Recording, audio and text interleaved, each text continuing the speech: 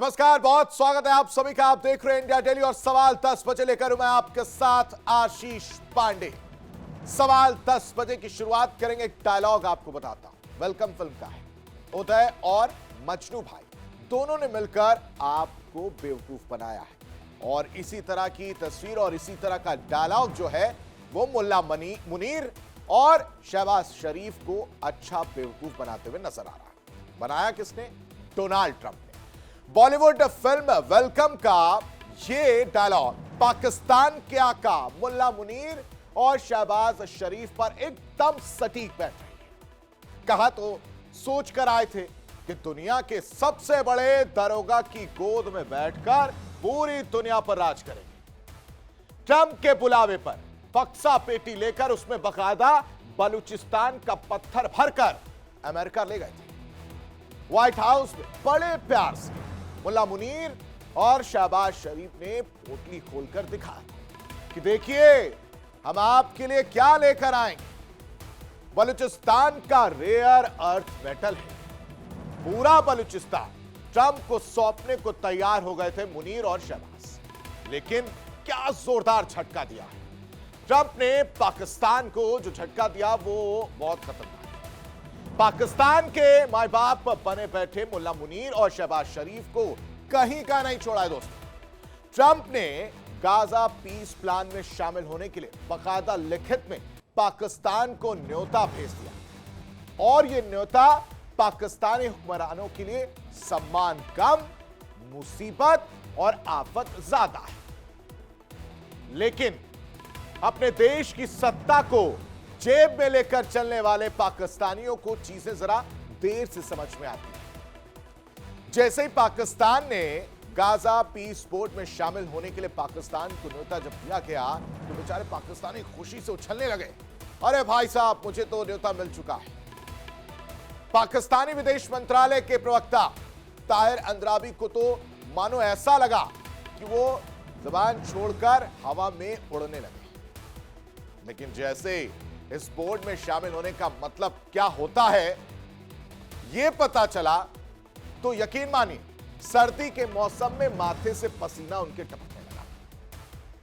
क्योंकि ट्रंप के साथ लंच करना महंगा पड़ गया। कैसे, वो समझाते हैं। देखिए, गाजा पीस प्लान में ट्रंप ने पाकिस्तान को न्योता दे दिया। ट्रंप के साथ लंच की पाक जो है वो बड़ी कीमत चुकाएगा। आज इसी पर हम चर्चा करेंगे और पूरा आपको मैं समझा रहा हूं। देखिए किस तरह से कि गाजा पीस प्लान मतलब इजराइल का समर्थन, गाजा पीस प्लान मतलब हमास का सीधा विरोध। ट्रंप जो है वो व्हाइट हाउस में लंच की कीमत जो है एक तरह से वसूल रहे हैं। यानी कह रहे हैं कि अब आपने हमारा नमक खाया है तो अब उसकी वफादारी यानी लॉयल्टी साबित करो। दरअसल डोनाल्ड ट्रंप ने पाकिस्तान को गाजा पीस बोर्ड में शामिल होने का ऑफर दिया और यह ऑफर देकर उन्होंने पाकिस्तान की लॉयल्टी और मजबूरी दोनों का टेस्ट यानी इम्तिहान लिया। अगर पाकिस्तान इसमें शामिल होता है तो उसे अपने घर में कट्टरपंथियों के गुस्से का सामना करना पड़ेगा और अपनी सेना को एक कभी ना खत्म होने वाले युद्ध में झोंकना पड़ेगा। और अगर वो शामिल नहीं होता है तो दोस्तों उसे व्हाइट हाउस की नाराजगी यानी ट्रंप का गुस्सा और ट्रंप की नाराजगी झेलनी पड़ेगी। अमेरिकी राष्ट्रपति डोनाल्ड ट्रंप के साथ व्हाइट हाउस में लंच कर पाकिस्तान के आर्मी चीफ फील्ड मार्शल मुल्ला मुनीर आसिम मुनीर सोच रहे थे कि उन्होंने जंग जीत लिया है। डोनाल्ड ट्रंप ने भी उनकी तारीफ कर दी तो वो बहुत खुश हो गए, उछलने लगे। लेकिन अब ट्रंप ने उस लंच की कीमत मांग ली है। भाई साहब, पेट भर खाना खिलाया है, लंच कराया है, अब अपनी लॉयल्टी साबित करो। और कीमत ऐसी दोस्तों कि पाकिस्तान के लिए अब ना करना मुश्किल होगा। और किस तरह की तस्वीर बन रही है वो समझिए कि आगे कुआं है तो पीछे खाई जैसा के। जहां पाकिस्तान की सिर्फ हार ही हार है। ट्रंप सौदेबाजी की कला में माहिर, वो कूटनीति में मुफ्त के लंच पर भरोसा नहीं करते। ट्रंप ने पाकिस्तान की तरफ दोस्ती का हाथ तो बढ़ाया, लेकिन अब उसके साथ एक ऐसी शर्त नत्थी कर दी जो पाकिस्तान के लिए गली का हड्डी बन गई। ट्रंप ने पाकिस्तानी प्रधानमंत्री शहबाज शरीफ को नवगठित गाजा पीस बोर्ड में शामिल होने का आधिकारिक न्योता भेजा। पाकिस्तान के विदेश मंत्रालय के प्रवक्ता ताहिर अंद्राबी ने सीना तानकर इस न्योते की पुष्टि तो कर दी, लेकिन अंदर खाने रावलपिंडी पाकिस्तानी सेना का मुख्यालय से लेकर संसद भवन तक सबके पसीने छूट रहे हैं और यह पाकिस्तान के लिए आगे कुआं और पीछे खाई वाली स्थिति है। यह ऑफर कोई सम्मान नहीं है, बल्कि एक कूटनीतिक फंदा है जिसमें फंसना पाकिस्तान की मजबूरी भी है और उसकी बर्बादी का सबब भी बन सकता है। ट्रंप के इस प्रस्ताव को गहराई से समझे तो पता चलता है कि यह पाकिस्तान के लिए एक डेथ वारंट जैसा क्यों है। अमेरिका गाजा के लिए जो 20 सूत्री शांति योजना लेकर आया है, उसका दूसरा चरण गाजा एग्जीक्यूटिव बोर्ड का गठन है और इसका काम गाजा में युद्ध के बाद शासन व्यवस्था सुरक्षा संभालना होगा। यहां खाई यह है कि इस बोर्ड का सदस्य बनने का सीधा मतलब है कि जमीन पर जिम्मेदारी लेना। ट्रंप प्रशासन कभी नहीं चाहेगा कि अमेरिकी सैनिक गाजा की गलियों में हमास से लड़ें। ट्रंप चाहेंगे कि शांति स्थापना के नाम पर मुस्लिम देशों की सेनाएं गाजा में जाएं, वहां पर उतरें और अगर पाकिस्तान इस बोर्ड का हिस्सा बनता है तो बनेगा ही, ऑप्शन उनके पास समझ में नहीं आ रहा है, तो देर सवेर उसे अपनी सेना को गाजा भेजना पड़ सकता है। और यही वो पॉइंट है जो पाकिस्तान को डरा रहा है। गाजा में सेना भेजने का मतलब है कि हमास और इस्लामिक जिहाद जैसे संगठनों को टैकल करना। इसीलिए कहा जा रहा है कि भाई साहब डोनाल्ड ट्रंप ने क्या बेवकूफ बना है, बहुत शातिर तरीके से, बहुत अच्छे से। हमास पर पाकिस्तान आर्मी क्या गोली चलाएगी? इजराइल के समर्थन में पाक आर्मी क्या खड़ी होगी? और फिलिस्तीन में हमास पर गोलियां कैसे चलाएंगे? आखिर हमास पर हमला कैसे मंजूर करेंगे पाकिस्तानी? और पाकिस्तान में भड़क सकती है गृह युद्ध की आग इन सब के बाद। यह शहबाज शरीफ सरकार के लिए एक आत्महत्या यानी खुदकुशी करने जैसा होगा। तो यह रहा कि पाकिस्तान के लिए गाजा पीस प्लान खाई कैसे है। और अब बात करते हुए पाकिस्तान के पास इस प्रस्ताव को ठुकराने की कोई गुंजाइश नहीं है। पाकिस्तान की अर्थव्यवस्था वेंटिलेटर पर है और उसकी सांसें IMF और अमेरिकी मदद से चल रही है। डोनाल्ड ट्रंप ना सुनने के आदी नहीं है।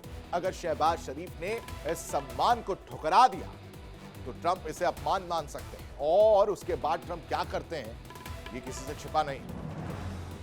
उसका असर जो है पाकिस्तान के लिए किस तरह से देखने को मिलेगा वो समझाते हैं आपको। दरअसल उसका असर IMF की किस्तों, FTF की लिस्टिंग और सैन्य मदद पर पड़ सकता है।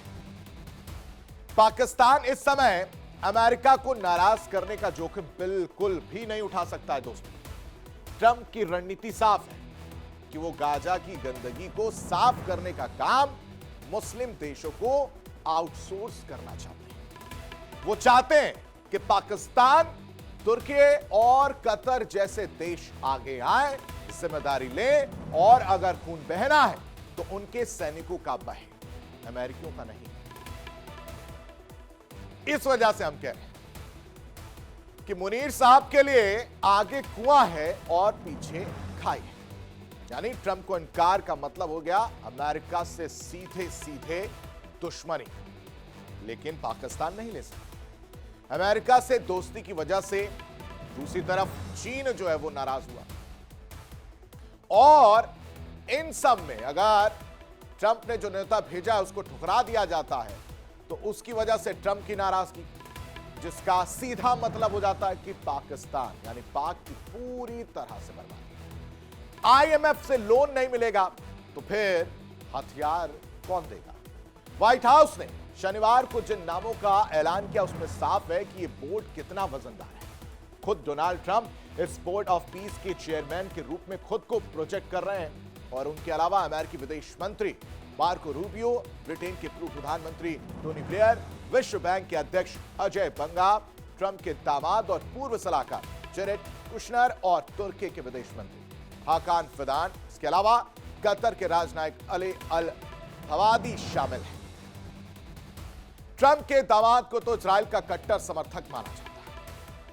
तुर्की और कतर पहले से ही इजराइल के आलोचक रहे हैं, लेकिन उनका इस बोर्ड में होना बताता है कि ट्रंप सबको एक सीट पर लाने की कोशिश कर रहे हैं। पाकिस्तान को इसमें शामिल करना ट्रंप की उस रणनीति का हिस्सा है जिसके तहत वो साउथ एशिया की एकमात्र परमाणु शक्ति संपन्न मुस्लिम देश को इस दलदल में उतारना चाहते हैं। इस पूरे मामले में एक दिलचस्प पेच भी है दोस्तों, और दिलचस्प पेच यह है कि इजराइल खुद इस बोर्ड से खुश नहीं है। प्रधानमंत्री बेंजामिन नेतन्याहू के कार्यालय ने साफ कहा कि इस बोर्ड का जो गठन किया गया उनसे पूछकर नहीं किया गया। इजराइल की चिंता तुर्की और कतर को लेकर, जिन्हें वो हमास का समर्थक मानता है। नेतन्याहू ने अपने विदेश मंत्री गिदोन सार को निर्देश दिया है कि वो मार्को रूबियो के सामने अपनी आपत्ति दर्ज कराएं। दूसरी तरफ फिलिस्तीनी संगठन इस्लामिक जिहाद ने इसे इजराइल के हितों की पूर्ति करने वाला बोर्ड बता दिया। उनका कहना है कि सीजफायर को लागू करने के नाम पर गाजा पर कब्जा करने की साजिश है। अब जरा सोचिए, जिस बोर्ड का विरोध इजराइल भी कर रहा है और फिलिस्तीनी लड़ाके भी उसमें शामिल होकर, पाकिस्तान भला किसका कर पाएगा। और मुझे तो हंसी आ रही है दोस्तों, पीस बोर्ड का न्योता दिया गया है पाकिस्तान को, उसका दोनों तरफ से, यानी दोनों साइड की अगर बात की जाए तो वो पिसते हुए नजर आ रहे हैं, यानी ये तय है। पाकिस्तान के विदेश मंत्रालय के बयान में कहा गया है कि पाकिस्तान गाजा में शांति और सुरक्षा के लिए, ध्यान दीजिएगा, शांति और सुरक्षा के लिए अंतरराष्ट्रीय प्रयासों के साथ बना रहेगा। एक बहुत ही सधा हुआ जवाब है, जिसका मतलब है कि हम अभी फंसना नहीं चाहते, लेकिन मना भी नहीं कर सकते। शहबाज शरीफ जानते हैं कि गाजा में पीस कीपिंग फोर्स यानी शांति सेना भेजना 1990 के दशक में सोमालिया या बोस्निया में सेना भेजने जैसा नहीं है। वहां दुश्मन साफ था, स्पष्ट था।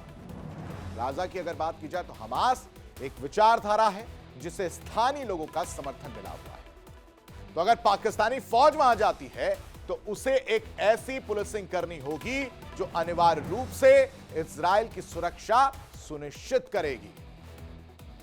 पाकिस्तानी विश्लेषकों का मानना है कि ट्रंप ने पाकिस्तान को एक ऐसी बस में चढ़ने का टिकट दिया है, थमा दिया है, जिसका ड्राइवर खुद अमेरिका और इजराइल है। और एक्सीडेंट होने पर जान किसकी जाएगी दोस्तों? पाकिस्तानी सैनिकों की जाएगी। यानी आगे कुआं पीछे खाई। इसी पर चर्चा करने के लिए तमाम मेहमान हमारे साथ जुड़े हैं। सबका परिचय आपसे करा देते हैं। हमारे साथ group captain UK Devnath, retired विदेश मामलों के जानकार हमारे साथ जुड़े हैं। बहुत स्वागत है सर आपका। हमारे साथ major Mohammad Ali Shah, defence expert, वो भी हमारे साथ जुड़े। बहुत स्वागत है सर आपका भी।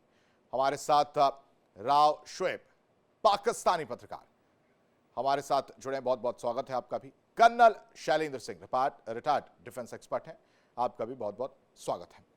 सबसे पहले यूके देवनाथ जी, आपका रुख करना चाहता हूं, और मुझे हंसी आ रही है सर, और आपके चेहरे पर भी मैं वही मुस्कुराहट देख रहा हूं कि पाकिस्तान के लिए अब सिचुएशन क्या है ये तो किसी से छिपा नहीं है। क्या कहेंगे इस पूरे सिनेरियो पे सर? पहला आपका एक कमेंट मैं चाहता हूं इस पर। आशीष, पाकिस्तान के लिए ये बहुत ही लालच से भरा हुआ प्रपोजल है, क्योंकि उसको एक सुनहरा मौका मिल रहा है कि वो अमेरिका के प्रति, डोनाल्ड ट्रंप के प्रति अपनी लॉयल्टी को, अपनी वफादारी को दिखा सके। पाकिस्तान के लिए दूसरा खतरा भी है।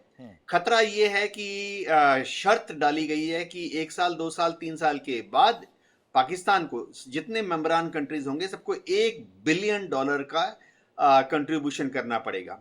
तो ये जरा हास्यास्पद है। मेरे को समझ नहीं आ रहा कि जो पाकिस्तान दाएं बाएं वर्ल्ड बैंक आईएमएफ से 1.2 बिलियन डॉलर का लोन ले रहा है अपने घर को चलाने के लिए, वो किस तरह से 1 बिलियन डॉलर कंट्रीब्यूट करेगा बोर्ड ऑफ पीस में। एक और एंगल तो डेफिनेटली इसमें साफ है कि ट्रंप का प्लान है कि इस बोर्ड ऑफ पीस के जरिए वो अपना जो 20 सूत्रीय प्रोग्राम है उसको लागू करेंगे गजा में, जिसमें कि सबसे महत्वपूर्ण जो पॉइंट है वो डीमिलिटराइजेशन ऑफ गजा, यानी जो हमास है उसके हथियार डालने में सहयोग।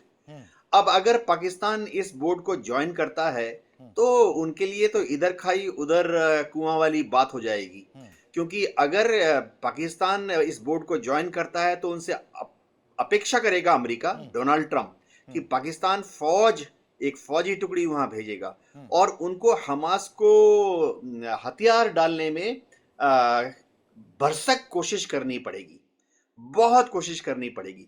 ये तो इसमें एक छुपा हुआ क्लॉज है। अब अगर पाकिस्तान की फौज का इस्तेमाल हमास के खिलाफ होता तो झड़प भी हो जाएगी और फिर पाकिस्तान के हुक्मरानों को समझ नहीं आएगा कि वो अपने देश के आंतरिक जो बवाल खड़ा हो जाएगा उससे कैसे निपटें। जी आशीष। ठीक है, हमारे साथ पाकिस्तानी पत्रकार भी जुड़े हैं, उनका रुख कर लेते हैं, उनसे भी समझते हैं कि साफ साफ बताइएगा कि पाकिस्तान का इस पूरी चीज पर स्टैंड क्या होने वाला है। सर राव साहब। दोस्तों को खुशामदीद कहता हूं और उसके बाद ये कहता हूं आशीष भाई को कि आप जरा अपना पॉइंट ऑफ व्यू तो दे रहे हैं, लेकिन इसमें जरा ये चीज सर इसीलिए तो बुलाया आपको आप इसीलिए बुलाया कि आपका पॉइंट ऑफ व्यू क्या है, पाकिस्तान का पॉइंट ऑफ व्यू जरा मैं समझ लूं और बाकी देखें, एक्सपर्ट भी जैसे समझेंगे। ही हमारी अभी और आपके दरमियान एक लास्ट जंग हुई है छोटी सी, उसके बाद पाकिस्तान को लेकर दुनिया में ना एक अलग से सोच पैदा हुई है। आप उसको डिनाई कर रहे हैं, डिनाई करने से कोई फर्क नहीं पड़ेगा। हमास के साथ हमारे रिलेशन बहुत अच्छे हैं, हम उनको कन्विंस कर सकते हैं कि जी आप हमारे साथ चलें, हम आपको सपोर्ट कर देंगे।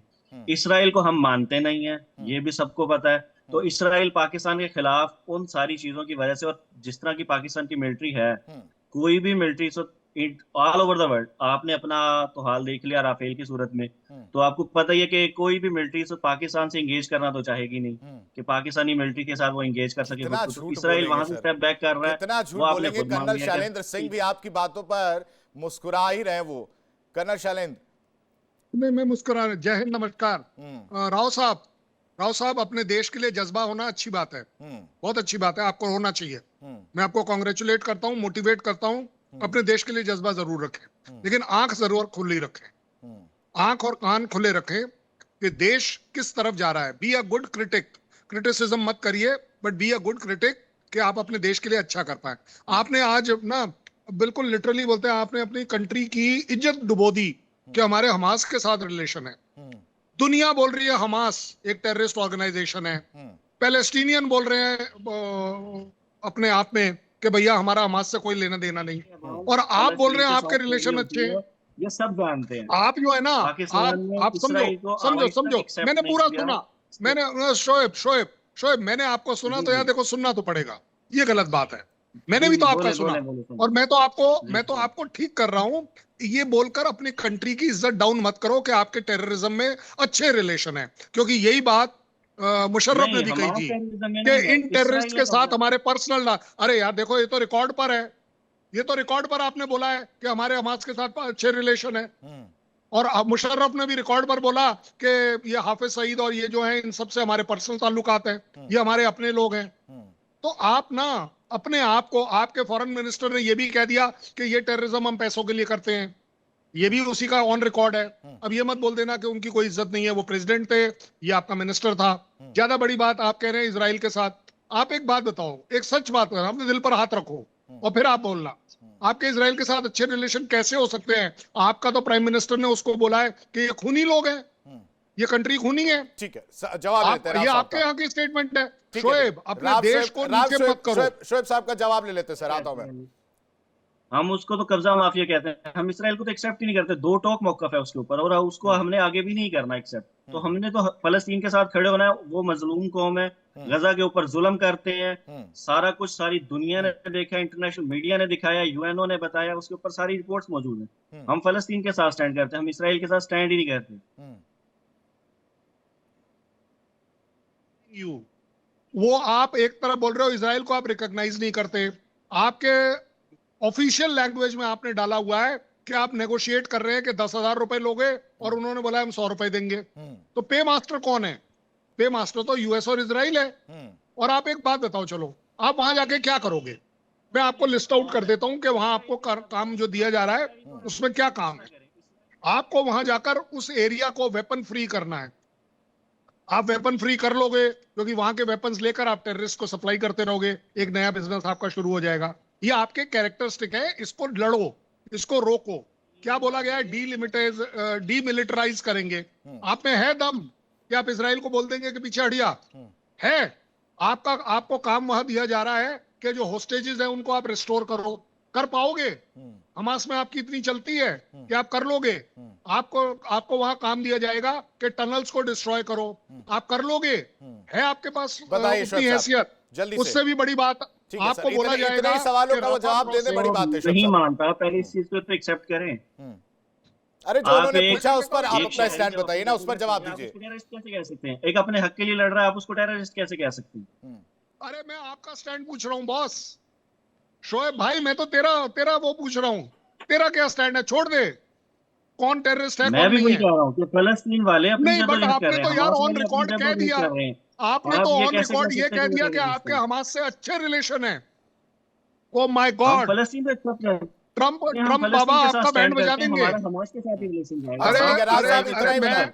शोएब साहब इतना बता दो, अगर पाकिस्तानी फौज वहां जाती है तो वो कैसी पुलिसिंग करेगी? जाहिर सी बात है वो फलस्तीन को सेव करेगी। अच्छा, कर ले, वही तो वो भी कह रहे हैं।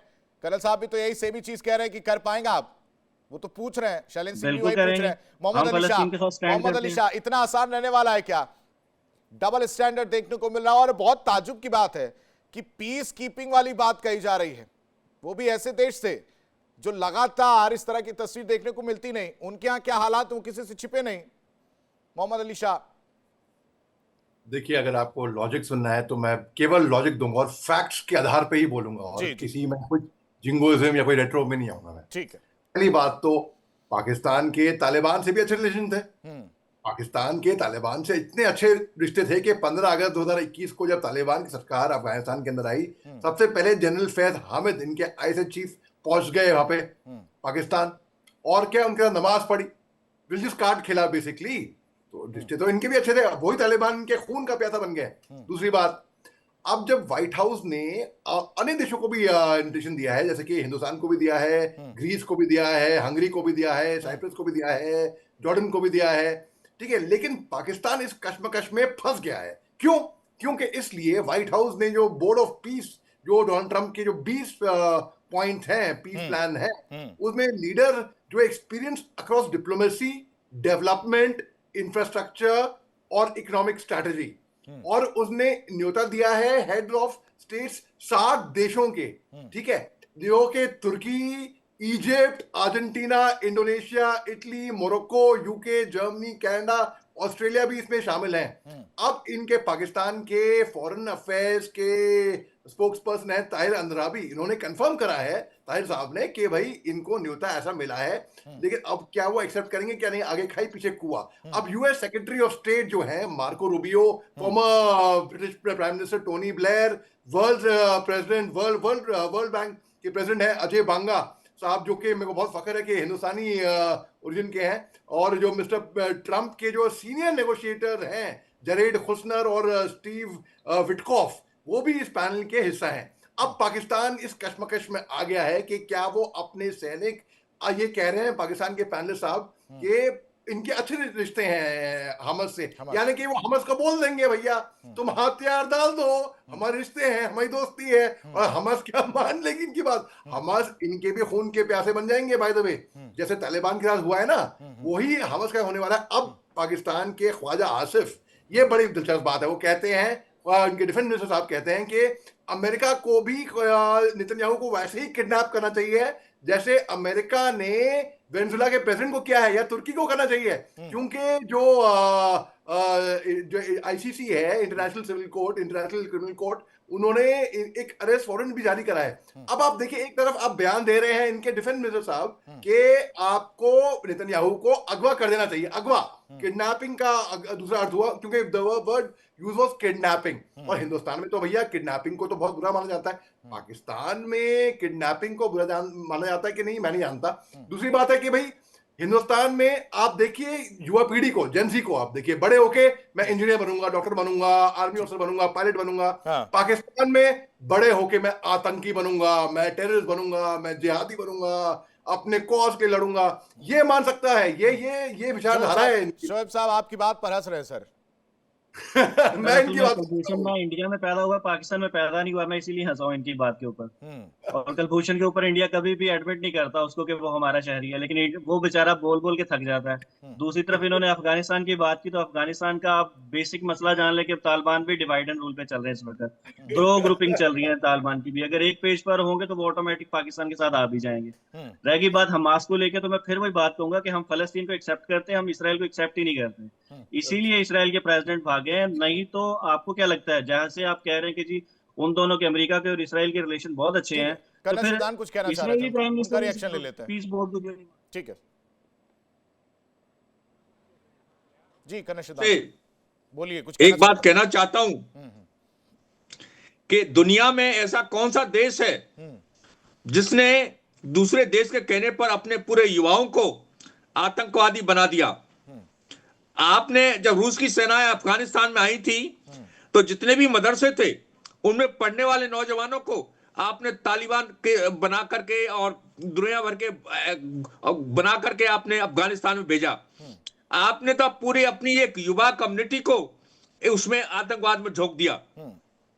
और अब वहां पर, जैसा कि मेजर मोहम्मद अली शाह साहब कह रहे थे, वहां पर अब वहां के युवा, आपकी जो आर्थिक पिछड़ापन है, जो इकोनॉमिक बैकवर्डनेस आ गई है पाकिस्तान में, जबकि आपके पास सारी चीजें, नेचुरल चीजें, सब कुछ अच्छी जमीन है, पानी है, सब कुछ है, रिसोर्सेज है, क्यों आपकी आर्थिक दशा इतनी खराब हुई है? इसका कुछ जवाब है आपके पास? कोई जवाब नहीं है, क्योंकि आपके यहाँ प्रोडक्शन की तरफ, आर्थिक प्रगति की तरफ, इकोनॉमिक डेवलपमेंट की तरफ कोई ध्यान है ही नहीं। सारे नौजवान जो है आतंकवादी बनना चाहते हैं, और उसके ये आतंकवादी बनकर देश की प्रोडक्टिविटी नहीं बढ़ा रहे हैं, देश का नुकसान ही कर रहे हैं। और इसके अलावा और चाहता हूं, जिस हमास के साथ आप हमदर्दी दिखा रहे हैं, उस हमास का अमेरिका विनाश कर देना चाहता है, खत्म कर देना चाहता है।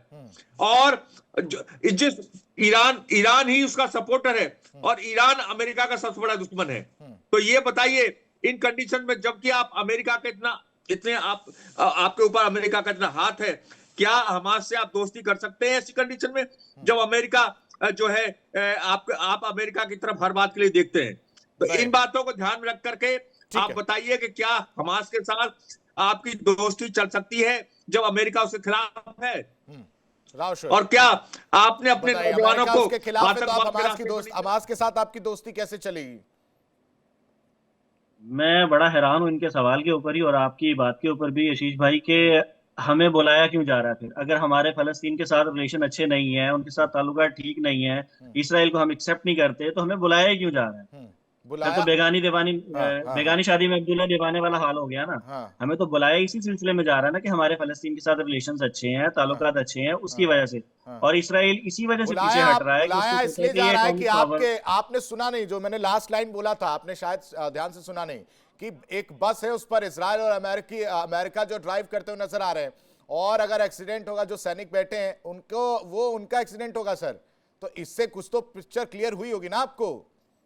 क्या लगता है कि इसराइल पाकिस्तान के साथ कॉन्फ्लिक्ट चाहेगा? कर्नल शैलेंद्र सिंह समझ नहीं पा रहे कि उनको किस लिए बुलाया, इतना कुछ समझाने के बाद भी। नहीं, हमें तो बड़ा क्लियर राव सुनो, ये जो 4 पैनलिस्ट आपके लिए बैठे हैं ना, ये आपके हितैषी हैं, ये आपका भला चाहते हैं।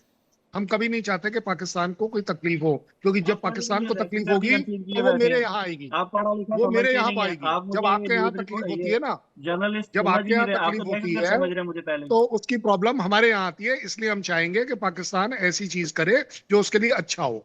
अब आप मुझे एक बात बताइए, ये अब आपका डिक्लेरेशन है ना ना ना ना, ये अब आपका डिक्लेरेशन है पाकिस्तान का। शोएब, न्यूज़पेपर आपके यहाँ न्यूज़पेपर नहीं आते, इंडियन चैनल्स को सब्सक्राइब करो और न्यूज़ पढ़ो। आपके यहाँ क्या बोला गया है? आपके यहाँ बोला गया है कि हम पाकिस्तान कितने जवान भेजेगा, बता सकोगे? कितने भेजेगा आपका ऑफिशियल? सारी बात की बात करें, अभी तो हमने अपनी टर्म एंड कंडीशन भी तो रखनी है अमेरिका के सामने, और उसके बाद डिसाइड होना है कि क्या होना है, क्या नहीं। कौन कंडीशन? आपके मुनीर ने आपके देश को बेच दिया। चलो छोड़ दो। आपने पता है क्या बोला है? आपका ऑफिशियल स्पोक्समैन जो है वो ये बोल रहा है कि हम वहां पर सिर्फ स्टेबलाइजेशन फोर्स के तौर पर जाएंगे। हम आपका स्टेटमेंट है, आपका स्टेटमेंट है, आपने कहा है कि हम किसी हमास को डिसआर्म करेंगे ही नहीं। ठीक है, ये भी आप ही के यहाँ का स्टेटमेंट है। और सबसे बड़ी बात कि हमारा हमास के साथ कोई टकराव नहीं होगा। भाई साहब, जा किस लिए रहे हो? तनख्वाह लेने जा रहे हो क्या? पीस एस्टेब्लिश क्या करोगे? इजराइल से आप बोल रहे हो खुद ही कि आपकी पटती नहीं है, आप रिकॉग्नाइज नहीं करते हैं, हमास के खिलाफ आप काम नहीं करोगे। तो भाई साहब, ये फ्री लंच जो है ना व्हाइट हाउस में तो मिल जाएगा, ग्राउंड पे कौन देगा? नहीं देख राव यार, अच्छी बात करना, हम दोनों आपस में अच्छी बात कर रहे हैं। क्या करोगे क्या? तो इंडिया को क्यों नहीं बुलाया गया? राव, वहां जाके करोगे क्या जब आप उसे डिसआर्म करोगे नहीं है? तो आपका ऑफिशियल स्टेटमेंट है। आप मुझे इस बात को जवाब दे दें। नहीं यार देखो, राव किसी पर तो बिलीव करना पड़ेगा ना। राव के ऊपर हम बिलीव ना करें, लेकिन ऑफिशियल स्टेटमेंट तो आपका निकला हुआ है, मैं क्या करूं? मैं तो आपसे उसका क्लैरिफिकेशन मांग रहा हूं। आपने कहा है आप डिसआर्म नहीं करोगे, जब आप करोगे नहीं तो जाओगे क्यों? ठीक है, यूके देवनाथ जी, पाकिस्तान के लिए वहां पर दुश्मन के रूप में कौन रहेगा सर? देखो, ये समझना पड़ेगा कि अगर पाकिस्तान ये बोर्ड ऑफ पीस को ज्वाइन करता है तो पाकिस्तान की अंदरूनी राजनीति के लिए भी बहुत खतरा है, पाकिस्तान के विदेश मंत्रालय के लिए भी बहुत चैलेंजिंग रहेगा। सबसे बड़ी बात है कि क्या इजराइल, अभी तो डोनाल्ड ट्रंप ने इनविटेशन दिया है ना, क्या इजराइल पाकिस्तान को इस बोर्ड ऑफ पीस का मेंबर मानेगा? क्या नेतन्याहू राजी हो जाएंगे कि पाकिस्तान इस गजा एग्जीक्यूटिव बोर्ड में रहे? क्योंकि अगर पाकिस्तान इजराइल को रिकॉग्नाइज नहीं करता तो फिर इजराइल के लिए पासपोर्ट, वीसा, ये जो 1000 तरह के डॉक्यूमेंट बनाने होते हैं, कैसे बनेंगे पाकिस्तानी नागरिकों के लिए, पाकिस्तानी सोल्जर्स के लिए? जहां जहां भी इंटरनेशनल फोर्स जाती है, चाहे वो यूनाइटेड नेशन के सुपरविजन में जाए या अभी डोनाल्ड ट्रंप के ब्लेसिंग से जाए, इजराइल को एग्री होना पड़ेगा ना कि वो पाकिस्तानी सिटीजन गजा में एंटर करे, यानी जो कि इजराइल में एंटर करे। इनका जो चाहे फौज जाए, इनका पासपोर्ट बनता है, वीजा बनता है। ऐसे ही नहीं है कि बस जाके पाकिस्तान के 10,000 या 5,000 या 2,000 ट्रुप्स वहां उतर जाते हैं गजा में। तो पहले नेतन्याहू को एग्री करना पड़ेगा कि वह पाकिस्तान की जो लोग हैं, खासतौर से यूनिफॉर्म्ड पर्सनल, पाकिस्तान आर्मी के आर्म्ड पर्सनल, इनको अपने यहाँ उतरने की डिप्लोमेटिक आजादी देता है। इसमें ही बहुत उधेड़बुन हो जाएगा। एक और चीज है कि ठीक है सर, ठीक है। मोहम्मद अली शाह, तस्वीर वहां पर बहुत कंफ्यूजिंग होती जा रही है, जो मैं समझ पा रहा हूं, और उसकी वजह से अब पाकिस्तान को कहीं ना कहीं भारी कीमत चुकानी पड़ेगी, और वो तो चुकानी पकड़ेगी, साथ ही साथ गृह युद्ध जैसे भी तस्वीर देखने को मिलेगी क्या? देखिए राव साहब, हवा में बात कर रहे हैं, मैं हवा में बात बिल्कुल नहीं करूंगा, बल्कि मैं खिलाफ हूं इसके। मैं थोड़े फैक्ट्स के आधार पे थोड़ा बताता हूं राव साहब के एनलाइटमेंट के लिए। अब ये कह रहे हैं कि इनके हमास से अच्छे रिश्ते हैं और ये हमास को बोलेंगे भैया हथियार डाल दो, हथियार डाल देंगे, और बात करके करेंगे क्या? कर्नल शिंदर साहब ने बहुत लॉजिकल बात करी है। करेंगे क्या? ये मुफ्त की तनख्वाह पाएंगे वहां पर, क्या करेंगे क्या? दुश्मन कौन होगा, किसके खिलाफ? पीसी। डोनाल्ड ट्रंप साहब का एजेंडा बहुत सिंपल है, वो गाजा पट्टी को एक टूरिस्ट डेस्टिनेशन बनाना चाहते हैं। जैसे कि इतिहास अपने आप को दोहराता है। मैं आपको कुछ चंद एक दो ज्यादा नहीं 4-5 वाक्य बताता हूं मैं। जमीन के लुजियाना टेरिटरी फ्रांस से ली थी 1803 में $15 मिलियन की। फ्लोरिडा स्पेन, मतलब स्पेन में 1819 में $5 मिलियन, और गैट्सन में मैक्सिको में 1853 में $10 मिलियन, और अलास्का में जो कि रूस से लिया था 1867 में $7.2 मिलियन, और डैनिश वेस्ट इंडीज जो कि अभी वर्जिन आइलैंड्स कहलाता है।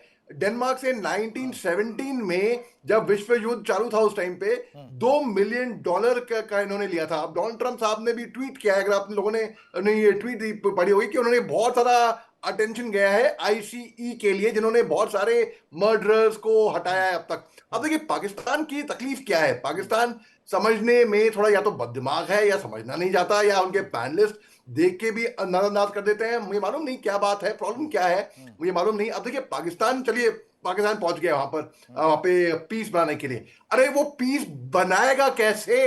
या तो वो भीख मांगेगा पीस के लिए, जो आदत है भिखारी का कटोरा लेकर। ये मैं नहीं कह रहा हूं, ये शहबाज शरीफ साहब ने कहा था कि अब हम भिखारी का कटोरा लेकर, फेल्ड मार्शल आसिम मुनीर और मैं भिखारी का कटोरा लेकर दर बदर नहीं जाया करेंगे, ठीक है। यानी कि इन्हें कबूल किया है कि ये भिखारी कटोरा लेकर पहले जाया करते थे। अब ये कैसे पीस एस्टैब्लिश करेगा? राव साहब बता देंगे, वो तो वहीं के हैं, वो सब चीज पे नजर रख रहे हैं और पक्ष तो रख ही रहे हैं। राव साहब बता दीजिए, और जो आपका मुस्कुराहट थी उसकी भी कहानी बताइएगा जरूर, कि ऐसा कौन सा गम है जो मुस्कुराहट के जरिए आप छुपाते हुए नजर आ रहे हैं राव शोएब साहब? नहीं, ऐसा कोई गम नहीं है जो मैं मुस्कुराहट के जरिए छुपा रहा हूँ, बल्कि मैं हैरान हो रहा हूँ कि गजा फलस्तीन का इलाका है, ना कि इसराइल का। अगर हम वहां जाते हैं तो हमें किसी इसराइल की इजाजत की जरूरत नहीं है, हम जा सकते हैं, ठीक है। और फलस्तीन को, मैं बार बार एक ही बात कर रहा हूँ, हम फलस्तीन को एक्सेप्ट करते हैं, इसराइल को एक्सेप्ट नहीं करते, और इसराइल कभी नहीं चाहेगा कि वो पाकिस्तान के साथ इंगेज करे। ये दो टोक मौकफ है, इस चीज को समझने के लिए कोई आपको साइंस की जरूरत नहीं पड़ेगी। और दूसरी चीज, पुलिसिंग का काम ये होता है क्राइम को रोकना, जो गुंडा होता है उसको कंट्रोल करना, और गुंडा इसराइल है, वो सब सारी दुनिया जानती है। जैसे ही हमारी फोर्स उतरेगी, इसराइल खुद ही स्टेप बैक कर जाएगा। वो लड़ेगा नहीं, हमास को मैदान में उतरने की जरूरत पड़ेगी नहीं। ये सीधा सा और सिंपल सा फॉर्मूला है। आपकी बात पर रिएक्शन दे रहे हैं। क्या बात राव, आशीष, मेरा एक छोटा सा रिक्वेस्ट। हाँ सर, सुन रहे हैं, आपकी बात सुन रहे हैं, आप बोलिए। नहीं, आप बच्चे की जान लोगे क्या? वो बेचारा अकेला है, अब मुझे उसके साथ होने दो, ये गलत बात है। We must support him, he is trying. अब मैं बोलता हूँ राव, आपके तरफ से बढ़िया बात, आपको काम दिया जाएगा वहां पर कि आप हमास को डिसआर्म करें। आप डिसआर्म करोगे, उनके आर्म्स लोगे और टेररिस्ट में बेचोगे, ये आपका जरूर कर सकते हो। आपको वहां काम दिया जाएगा कि आप वहां पर स्टेबलाइज।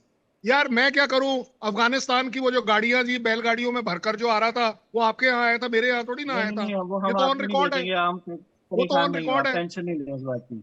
अरे बेटा, हम दोनों एक साइड हैं, हम आपको नहीं भेजेंगे। अरे आपको मजीद कलभूषण बनाने की जरूरत नहीं पड़ेगी। आप और मैं एक साइड हैं बेटा। मेरे बाल थोड़े सफेद हो गए हैं, आपके काले रह गए हैं। दूसरी बात है, आपने कहा स्टेबलाइज करोगे, आप स्टेबलाइज अपने आप को करोगे, ये बात मैं मानता हूं। आप अपने आप को स्टेबलाइज कर लो पाकिस्तान में, आई थिंक एक बहुत बड़ी अचीवमेंट होगी। आप टेररिज्म से मुक्त होकर अपने आप को स्टेबलाइज करो। ये जो मनी लॉन्ड्रिंग कर रहे हो, इससे स्टेबलाइज करो। ये जो आप दुनिया भर में झूठ बोल रहे हो, अपने देश को बेच रहे हो, हम उसको स्टेबलाइज करें। नहीं, आप इंटरनेशनल मीडिया चेक इंफॉर्मेशन है। अरे जनाब, वो जो सूटकेस वाला सेल्समैन गया था, जो सूटकेस लेकर सेल्समैन गया था व्हाइट हाउस, वो मेरा थोड़ी ना था, ऑन रिकॉर्ड है। ये तो भाई साहब लाइव था, मैं क्या करूं? नहीं, वो क्या करने, आप बता दो, या तो आप मान जाओ कि आपके आर्मी चीफ उस समय सेल्समैन का काम कर रहे थे, या तो आप मान जाइए, मैं एक्सेप्ट कर लूंगा। अब आप वो भी एक्सेप्ट नहीं करोगे। इनके सेनेटर जो थे वो माने, वो कहते हुए नजर आए थे सर, शायद 10-15 दिन या 1 महीने की पहले की बात है, और उनका वो वीडियो बहुत वायरल हुआ है। मुझे लग रहा है शोएब साहब ने देखा भी होगा, मैं उनका नाम भूल रहा हूं शायद। वो कह रहे थे कि भाई साहब ऐसा क्या था कि आप चले गए वहां पर और उनके अटैची में लेके चले गए सारी चीजें लेकर, और दिखा रहे हैं कि लो देखो हमारे पास ये है, आप नतमस्तक हो गए, आप हैं कौन? ये सर मैं नहीं कह रहा हूं, आपके सेनेटर पूछ रहे थे शोएब साहब। पर किसी भी चीज की बुनियाद नहीं रखी जाती, पॉलिटिकल स्टेटमेंट हर जगह दी जाती है, हर मुल्क के अंदर दी जाती है। उन्होंने मुनीर साहब को बता दिया सेल्समैन की तरह। मैं वही कह रहा हूँ, आपने जिसकी बात की है वो ऑपोजिशन में है, और इस वक्त पॉलिटिकली उनके साथ डिसएग्रीमेंट है, जिसके ऊपर उन्होंने पॉलिटिकल स्टेटमेंट दे दी है। अच्छा, कर्नल शिवदान है ना, राव पॉलिटिकल नहीं है, राव तो पॉलिटिकल नहीं है ना, ये मानते हो? नहीं हो ना। अब आप मुझे ये बता दो, वो रेयर अर्थ मटेरियल आप कहां से निकालोगे? चलो मुझे बताओ, कहां से निकालोगे? बताओ। बलूचिस्तान का, बलूचिस्तान से निकालोगे ना? हाँ जी। बलूचिस्तान में आर्मी पिट क्यों रही है? बलूचिस्तान में आर्मी पिट क्यों रही है? क्यों नहीं घुस पा रही अंदर? ऐसी एक्टिविटी नहीं हो रही, कोई ऐसी एक्टिविटी नहीं हो रही। मैंने इसीलिए बोला ना, आप कम से कम पाकिस्तानी मीडिया को छोड़ दें, इंटरनेशनल मीडिया देखें, अगर वो रिपोर्ट कर रहा है कि बलूचिस्तान के अंदर कुछ इस तरह के काम चल रहे हैं तो वो नजर आ जाएगा। भाई CNN पाकिस्तान कह का रहा है, मीडिया के Fox ऊपर कह क्यों रहा ना, है, अच्छा इसका मतलब आप ये बोल रहे हैं कि पाकिस्तान का मीडिया फर्जी मीडिया है, ये गलत बात है यार, ये ऐसे मत बोलो, इज्जत रखो देश बलूचिस्तान के की। अंदर कोई ऐसी बदअमनी का शिकार नहीं है, कोई बदअमनी तो नहीं है यार बलूचिस्तान के अंदर। तो पॉलिटिकली वो जो एवरेज पॉलिटिकली गवर्नमेंट चल एवरेज रही है, आपके डेमोक्रेसी है, सारा कुछ आपके चल रही है। DGISPR वो बदमाश चौधरी ने क्या बोला, उसने बोला ना कि एवरेज हमारे 6 से 8 लोग मर रहे हैं वहां रोज। अब आप बताओ मैं क्या करूं, आप उसकी तो इज्जत रखो यार, जर्नल है, कहाँ बोला है? सर्विंग जर्नल है।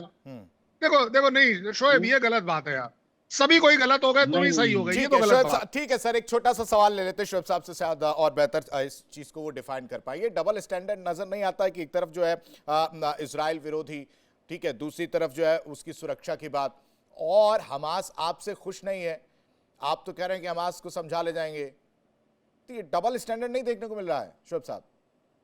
नहीं नहीं, बिल्कुल भी नहीं, बिल्कुल भी नहीं। अभी तो हमारी टर्म्स एंड कंडीशन सामने आएंगी, जैसी गवर्नमेंट उसके ऊपर रखेगी उसके बाद अगली सारी चीजें चलेंगी। पहली चीज तो ये है। दूसरी उसके ऊपर चीज ये है कि फलस्तीन को हम एक्सेप्ट भी करते हैं, बहुत सारी चीजें मुश्किल हालात के अंदर मुश्किल फैसले भी लेने होते हैं, उस हिसाब से बातचीत भी हो जाएगी।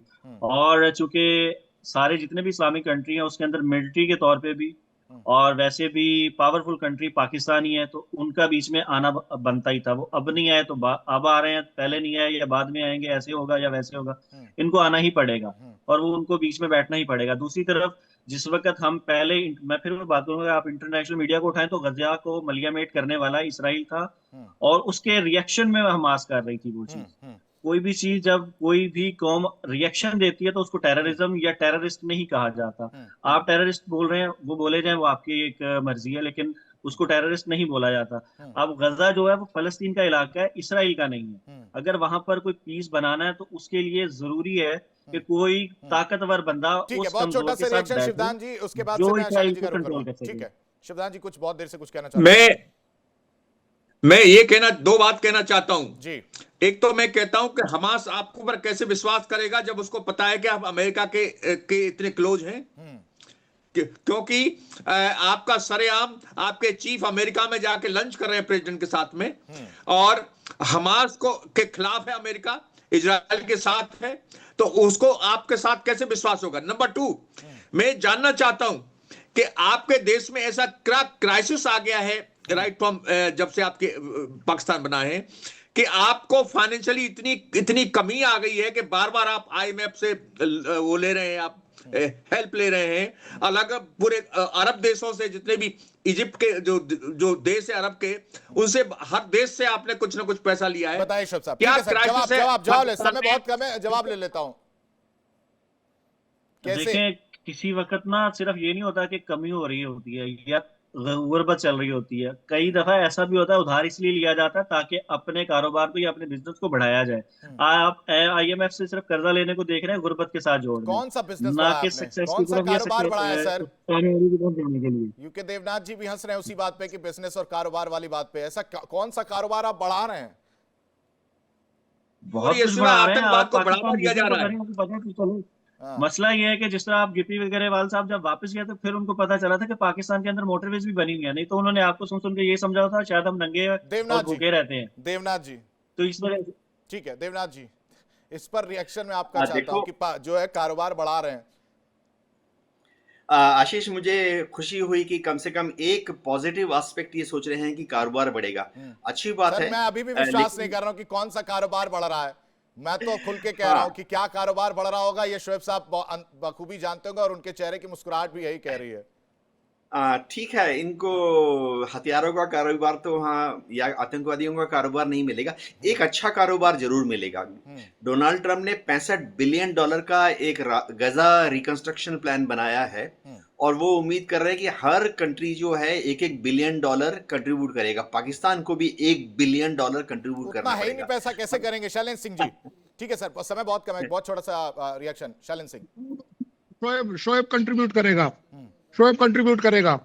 ये जो हमारे चैनल्स इनको पैसे देते हैं उसमें से कंट्रीब्यूट करेगा शोएब, इसलिए वो हंस रहा है। उसे मालूम है कि वही कंट्रीब्यूट कर सकता है, देश के बाद तो पैसा है नहीं। शोएब, आज आपके लिए बहुत किस्मत है, हमारे साथ एक कर्नल साहब बैठे हैं जो सिग्नल्स के कम्युनिकेशन के एक्सपर्ट हैं, वो आपको अच्छी एडवाइस दे रहे हैं। वो जो आपके बीच में बैठा हुआ है वो डिफेंस एक्सपर्ट के नाम से शाह, अली शाह, ये बॉम्बर है, ये गनर है, इसने अगर साल्वो रेंजिंग कर दी, ठीक है सर, समय तो भाई बहुत साहब कम बड़ी है कष्ट हो और जाएगा। मुझे लगता है पाकिस्तान को हम लोग कितना ज्यादा ही धमकाएं, हम तो अपना काम कर ही चुके हैं, लेकिन पाकिस्तान कभी मानता नहीं। ऑपरेशन सिंदूर से बहुत बार जवाब दिया और इससे पहले भी जवाब दिया, और आने वाले समय में जब जहां जैसे जरूरत पड़ेगी वहां पर करारा जवाब दिया जाएगा। बहुत शुक्रिया आप सभी मेहमानों का हमारे साथ जुड़ने के लिए।